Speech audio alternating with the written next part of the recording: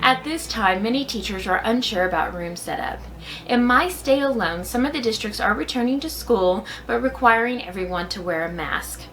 Others are going to offer online and also in-person classes. Some of them are talking about having a plastic partition between each and every desk. Some of our teachers here don't have job security because our districts are talking about combining and becoming just a single district. Due to all of these changes and insecurities, I did want to share a previous middle school room setup and then talk about a few of the books that I utilized that connected to our theme, which was pirates. Hello everyone and welcome to my channel. My name is Mary Ellen and I'm very happy that you came here today. If you're new, please consider subscribing.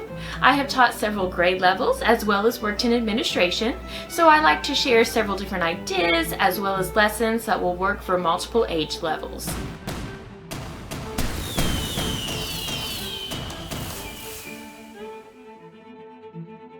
I personally like to change my theme each and every year. I've noticed that it just really adds to my excitement as the new school year approaches. My previous students, as well as other educators within the building, look forward to seeing what my new theme is going to be. Now, that does not mean that every teacher needs to change their theme. It's just something that I personally like to do. The pirate theme that we're going to look at today is something that I set up in a brand new state, and the classroom was an ELA, a social studies, and an RTI class. When I went in to view my new classroom, I noticed I was blessed with several long tables, 2 rolling bookshelves which contain class sets for book studies, and then several pieces of literature for a classroom library. I also had the essentials of a desk, chairs, and a computer. I was able to work with the wonderful janitor to find a couple of bookshelves, a filing cabinet, and a very comfy chair. Now that we had the bookshelves, my family and I were able to get started on sorting through the books and creating the library. I wanted to give it a touch of a pirate feel for decoration, so I placed a map rug down in this area. I also placed a few pillows for flexible seating. I added the diamond border around the bookshelves, and I also put a fishbowl with real seashells in and around it. On the bookshelf, I placed a seahorse for decoration, and then of course we all know that books contain adventure. They hold treasure for our imagination. So above the bookshelf, I placed a seagull, and it says, "Your treasure awaits you." I then had 2 baskets on the shelf. The smaller basket contained clips. This room was a rotating class with different sections in it, so each section would turn their paperwork in at the same time and then clip them together before placing it into the larger turn-in basket. I also placed the rolling bookshelves in this area. I placed a calendar on the wall in our library. I love that it's 2-sided, so I used one side during our warmer months and then the other side during our winter time. Of course, it comes with the normal items, the decorations, the seasons, the months, but it also came with like holidays, special events, all of those different events that we like to celebrate and talk about in school. I have found it really important to have a full calendar that you can view with students because many children are actually losing the ability to read a calendar. You cannot have a pirate theme without a ship, so my sister took the paper that comes inside shipping boxes and created our ship around the smartboard. We also placed some wave border at the bottom of the boat and a flag up at the top. I did end up putting our school mascot on the flag. My chalkboard was magnetic, so this is where I placed my interactive word wall. I just used the letters from Dollar General in order to put the word interactive up there.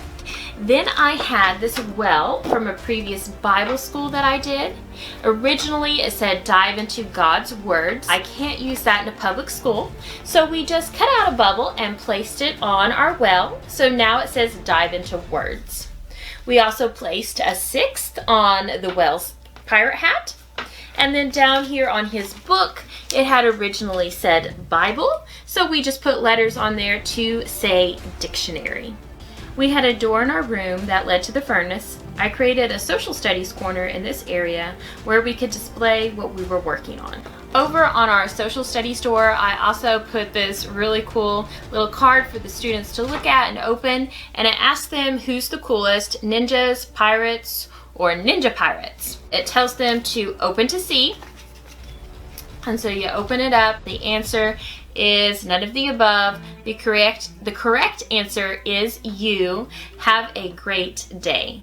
Over in my desk area, I did have a captain's will, and it says Captain Miss Thomas. Then I have my filing cabinet over there with a swordfish on it. Our treasure box this year was to hold our cell phones. I put Mr. Octopus over there, and we just took letters and we wrote all hands on deck. This was to correlate with our theme, and I also thought it would remind everybody to put their cell phones in our treasure box.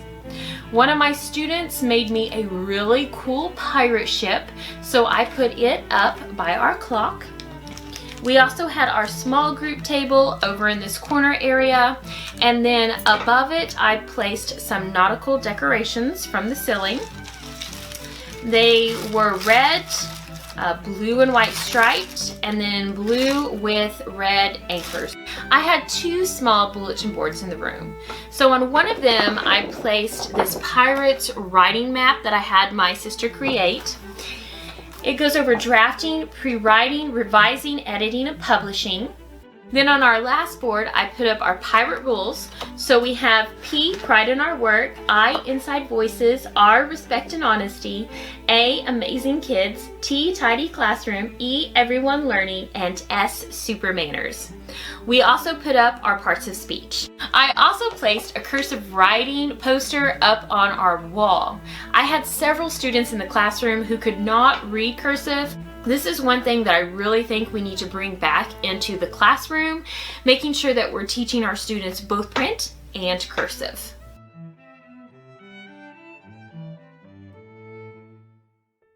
Who Was Blackbeard is a piece of literature that I like to utilize in small group.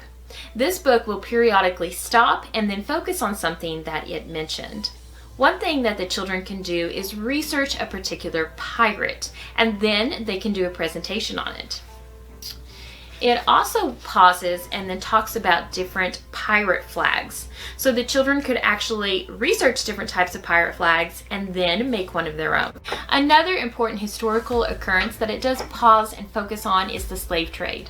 Now you could either just have the students read over this to gather a little bit more information, or you could take this a little bit farther and do a unit study on it. Towards the back of the book, it does mention some different movies that were made about pirates, including Pirates of the Caribbean. So if you're allowed to show movies in class, that's something you might do. And at the very end of the book, it has a timeline about Blackbeard's life. In some grade levels, teaching timelines is an objective, so this is a great opportunity to go ahead and focus on that. How I Became a Pirate is a really cute story. I love the visuals, and of course it has a really cute parrot in it.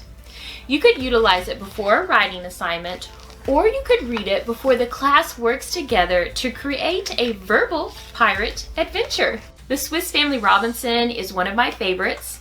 This one is from Abeka, and the suggested age level is 3rd grade. It's great for homeschool or private school. You have several wonderful visuals throughout the book. The students are introduced to the family just on the very first page there. Anytime the students are going to run into a word that they are unfamiliar with, they are directed to the bottom of the page, and there they find out what the word means. Now I am holding a teacher's manual, so in the back they have a why read, developing reading skills, and goals and objectives. However, what I really like in the back is that you have a introduction to the chapter for each and every chapter, so you can read that to the kids, and then you have comprehension questions for every chapter.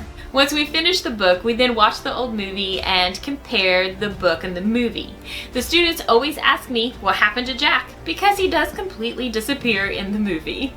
Now, I'm not someone who reads scary books in my classroom, but we are dealing with pirates, so we might have a few pirate myths lurking about. I was gifted a Choose Your Own Adventure book, and I read this with older students. It was a pretty easy read, and we wanted to finish it all in one setting, so we just kept going back and choosing the different options. And we really did enjoy this book. That was my pirate theme room setup, along with some of the books that I like to utilize to correlate with it. I hope you guys liked today's video, and please don't forget to like and subscribe. Thank you so much for watching. And remember to be proud of your work, productive in your day, and positively joyful.